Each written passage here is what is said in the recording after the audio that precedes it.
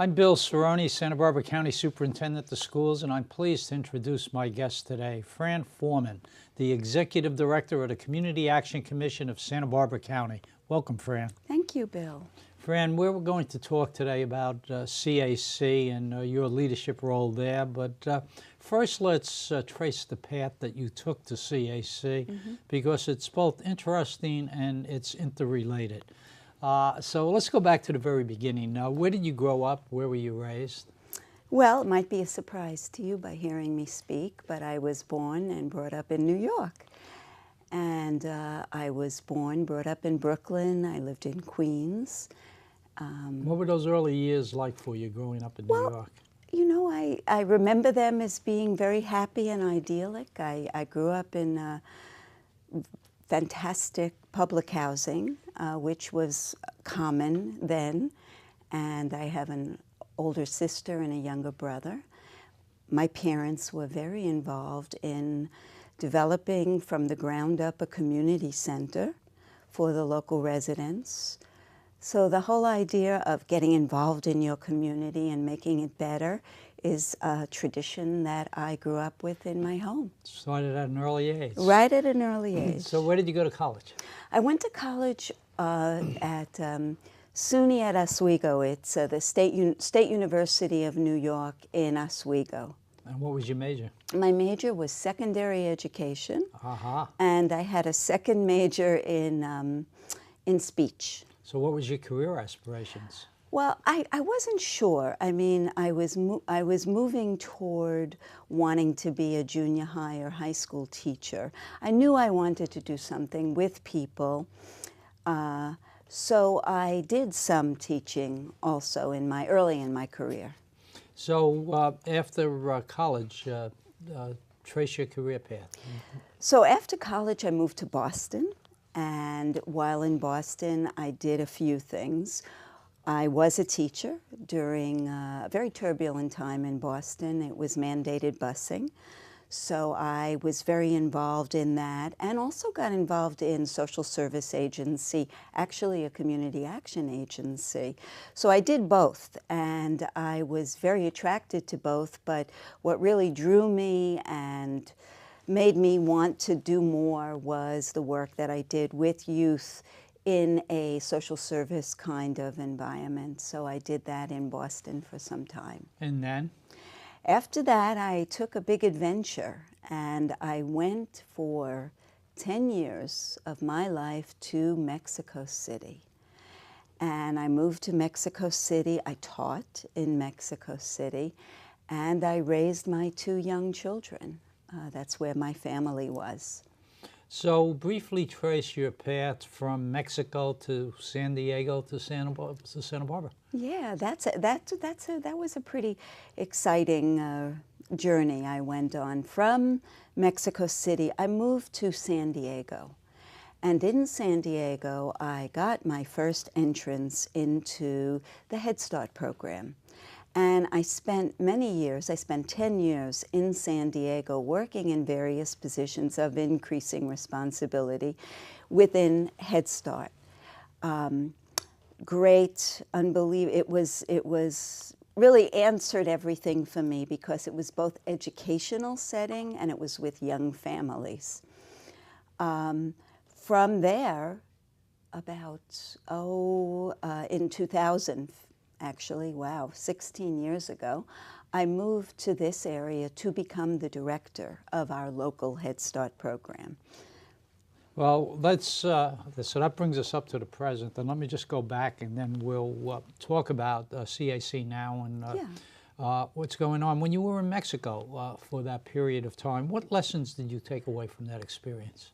Yeah, thank you for that question. That was life-changing because being a teacher, I really got to learn about the educational system, but also what it is to be in a family. There's a different point of view about what are people's roles, what is the teacher's role, what is the parent's role. And there's a real division of labor there. The idea of parent involvement in Mexico exists very differently than it does here in the United States. In the United States, parents directly become teachers. They almost have to be, so their children can succeed. But in Mexico, that really is not an expectation. So what I see as my role, especially within Head Start, where we're preparing young children and young families for their children to have success, is less about them learning to be parents. They're fabulous parents.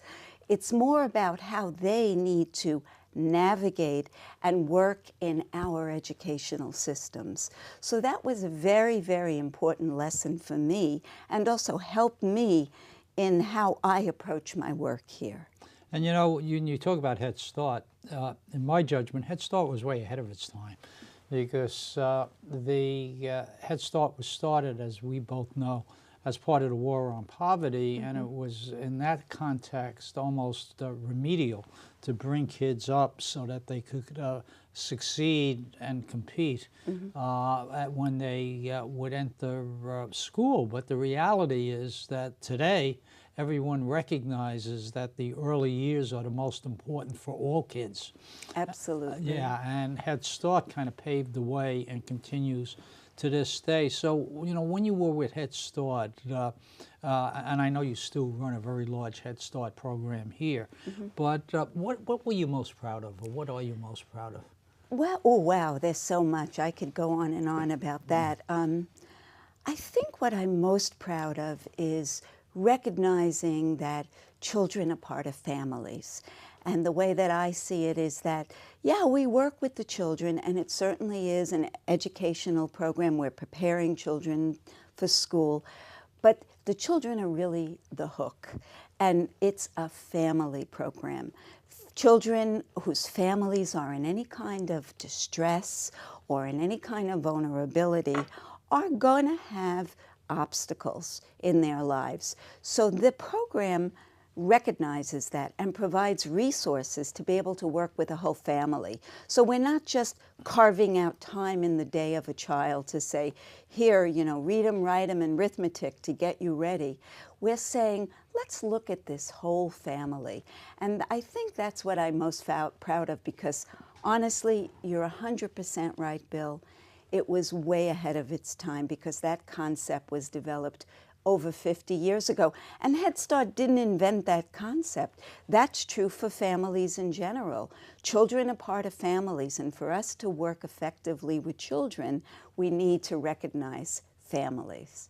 That's what I'm most proud of. So for 11 years now, you've been the executive director of CAC in this county. CAC historically has been around since the 60s. Yes. Tell us about not just the historical mission of CAC, but how it's evolved. Like all institutions, things evolve and change over the time. That's interesting. You know, I think I spent a lot of time thinking about that question. And really, when it was started out, there were not other resources for people who are low income and vulnerable. So we were the ones that were supposed to create opportunities for low income people and vulnerable people in society. And that's changed. Now there are other resources, there are other opportunities. So I think that our role started out more as advocates and advocacy. And now we actually are part of the establishment. We are part of providing direct services to people, creating other organizations to be able to move along on that mission along with us, to play nice in the sandbox with other organizations that are doing similar work. Because we're not the only ones that are working with vulnerable and low-income people. So I think that our organization has very much evolved over the years.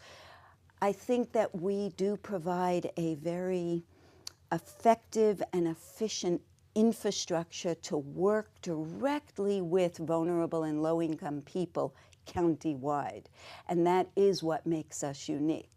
We are county-wide, truly county-wide, and have been for as long as we've been in existence. It's something that we're not expanding our services to provide services in anywhere. We're in Cuyama, we're in Carpinteria, we're in Guadalupe, we're and everywhere in between. So, Well, share with our listeners, for those who may not know, the areas of service that you do provide, seniors, youth, share that with us. Yeah. Well, it's really and truly, I mean, not to sound, I mean, I hate to put it in this way, but it's zero to grave. Okay, it's prenatal, as I get corrected by my Head Start staff, it's prenatal to grave. And so we do several things for people facing several circumstances, both positive and to remediate circumstances. So for example, kids who want to go to college for the first time in their family and have an aptitude to do it, we are going to provide the things that all kids need to do, like tutoring or going to visit universities. We also run 2 industrial-sized kitchens to feed low-income children in the summer and many thousands of seniors throughout the county to help them to remain independent in their own homes. They just need a little bit of help, and they could remain independent and age in place. We run several youth programs and family programs in partnership with the County of Santa Barbara. We actually have contractors working for us. We go directly into people's homes and we weatherize their homes to make them warmer, to make them safer. We replace appliances.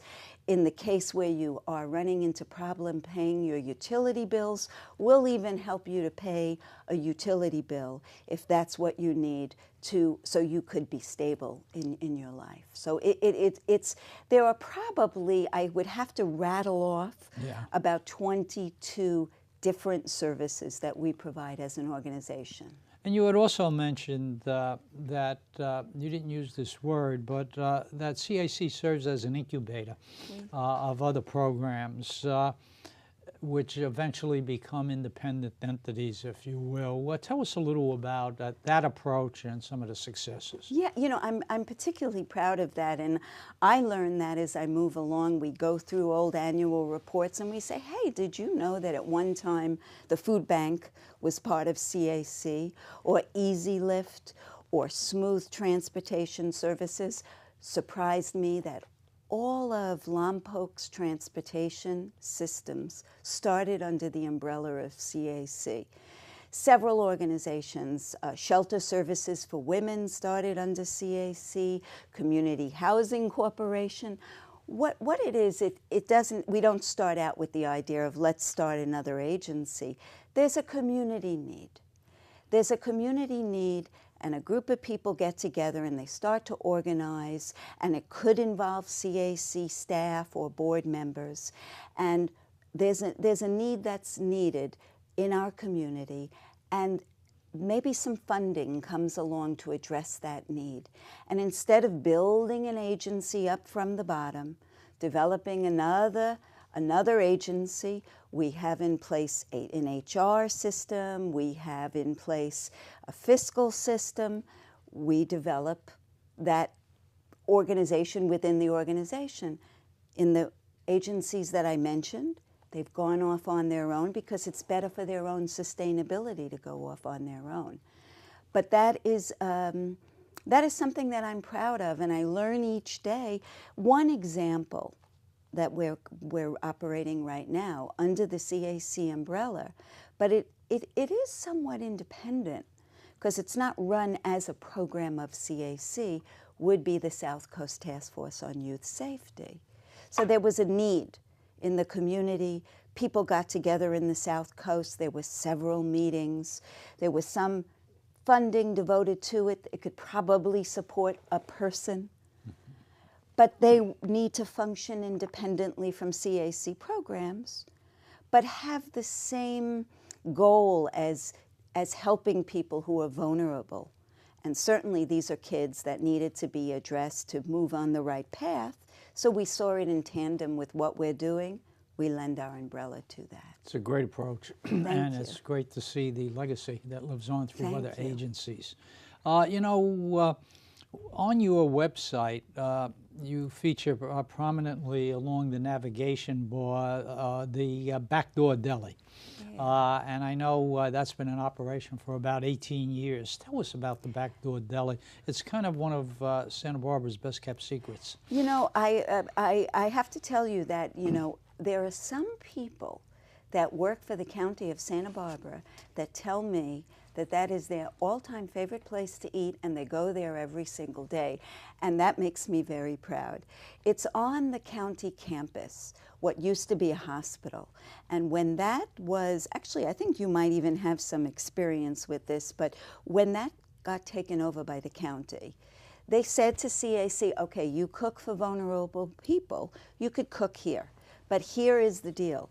We need to have an economic and delicious place for people to eat daily. So we operate a little cafe on the county campus. There's a daily special. We do stay in tune with what is cool and delicious. So we actually, our chefs, and this is a hat, you know, a nod to the Orfalea Foundation, have been trained in the past by the Orfalea Foundation. And we do cook using locally sourced food when we can. We have a daily healthy special. And if you eat there, it's a way to support our organization because all proceeds go toward our Healthy Senior Lunch program. And you also have a kitchen in Santa Maria. We do. That does not have a restaurant. That's a total and complete fantastic partnership with Good Samaritan Services. So that is on a large campus that was donated by the city of Santa Maria. So we have their Head Start program, we have a beautiful kitchen, and there is a shelter, and there's several transitional housing opportunities there run by Good Samaritan. We're there in the day, we cook all day long, we send our food out to several places, to seniors, to young people, to youth, and then in the evening, Good Samaritan takes over the kitchen. And I know you're very proud of your work with seniors. In fact, that's really a central thread of so much of what you do. Talk to us about the needs of seniors and the programs you run to meet those needs. Wow, that is a jewel. I'm so proud of that program. Our population is aging.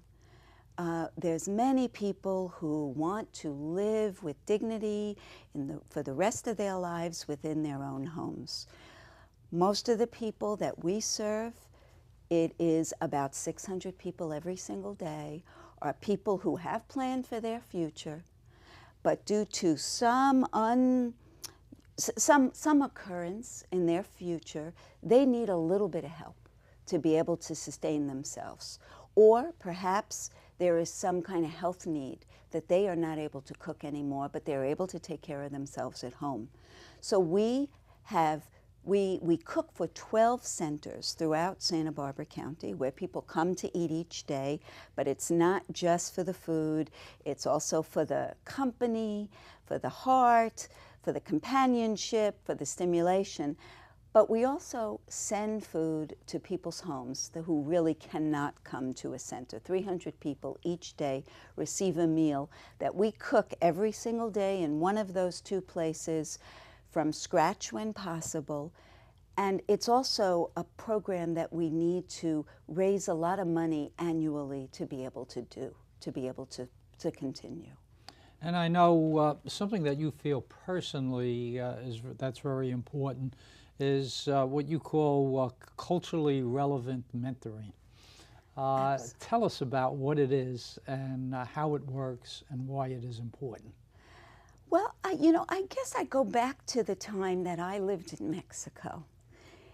And I think that's when culturally relevant began to make sense to me, because when I would first hear that kind of thing, I would think, what a bunch of baloney. It is what it is. It's good, it's bad, it's being a parent.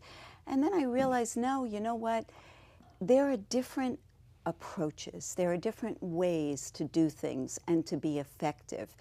And services, and in order to reach people's heart, you need to reach them in a way that makes sense to the world that they come from. And that's why mentoring must be culturally relevant. We must honor for the place from which people come, how they grew up, how their parents see things. That's what I see as culturally relevant, is that we're actually just honoring others, and we're not coming in with the answers and saying, I know what's best for you. We're first taking a pause, and we're understanding what is the culture. And I'm not only talking about cultural in terms of ethnicity. I'm saying, what culture do you come from before I try to influence you? So that's what I see as culturally relevant mentoring. And have you had a lot of mentors yourself personally? Oh, well, my whole life, absolutely, yes. Am I allowed to say, Bill, you're a mentor of mine? Absolutely, and you have been since I live here in Santa Barbara, which great leadership. And I just, I've had many mentors in my life, including you, Bill Cirone.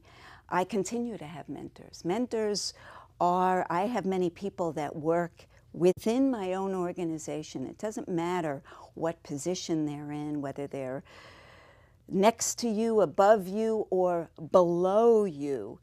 They're great mentors to me, because a mentor is people who you learn from, and I learn every day from people, so I continue to have mentors and learn from people. And Fran, you're a very strong leader. You're known for your strength and leadership.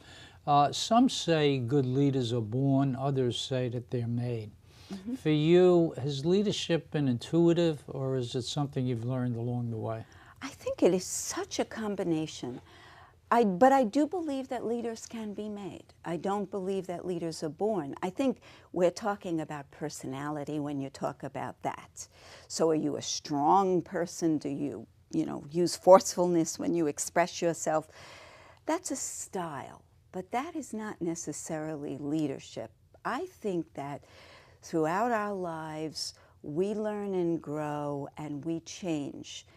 And I also think that your leadership changes as the point in your life changes. So I do believe that I am, personally, for me, it just seems like when I'm in a group situation, I do end up being in charge. But I think it has less to do with that I'm taking charge. And I really think it has more to do with being willing to own what's wrong. If you own what's wrong, and you own, if you're able to own everything, then I believe that is great leadership. So it's not just owning what's right with everything, it's also owning what's wrong and figuring out how to move on from there. And in the field that you work in, there are always a lot of challenges when you're Yes. dealing with poverty and change and community. Looking forward, what do you see as the challenges ahead? Wow, looking forward, what do I see as the challenges ahead? I think right now, I just think that we have to all the time measure the impact of our work. And that means many different things to many different people. Sometimes impact you translate through numbers. Sometimes impact you translate through dollars. And what I see as very challenging is our work really has a long-term impact, and it's hard today to measure the impact of a Head Start program today. Because I know in my own life, I remember, or I still have impact from things that I've learned in school, or something that somebody said to me 10 years ago. And my hope is that when we look at work that we do both in schools and with other people through social service agency, we're not just limiting our impact on the immediate and what do we do for people today or in next year's school life, but do we look at the long term and the impact in their lives? I see that as a great challenge because nowadays people want to see the immediate benefit now. Fran, I'd love to go on, but we're beginning to wind down on time, and I wanted to be sure I threw in here the fact that a CAC tradition over the years has been what you call a Champions Dinner, and you had one this year. Why don't you tell us briefly about it? Absolutely, and Bill, you were, I think, in our first cohort of champions. We honor every year people who have benefited the community, but particularly the community of vulnerable and low-income people. This year we honored two amazing people, actually, rewind, three amazing people. Congresswoman Lois Capps, needless to say, what a support she's been to all of the programs that CAC runs, because several of it is federally funded, and she has personally told me that when she's under the muck and mire of politics and being disappointed in Washington, she becomes happy thinking that the federal government funds Head Start. And that has always been something that I just remembered dearly and remember dearly. The other couple that we're honoring is Fidenzio and Jackie Brunello, a power couple from Santa Maria, who have been such contributors in their community through their schools, through teaching, through the community colleges, through the hospital. They have stepped up in so many ways, both personally and also financially, to support their community. And finally, if you could send a brief message to young people, what would it be? I'm jealous of you. The world is your oyster. It is exciting. Go out there, figure out what you love to do, and find a way to do it. Perfect, Fran. Thank you for that, and thank you for the vision, the caring, the passion, the advocacy, the leadership that you bring to every task. Your good work not only touches the lives of our most vulnerable citizens, but truly helps and benefits the entire community. Thank you for making a difference. I'm Bill Cirone, thanking you for joining us and signing off for this special edition of Local Leaders.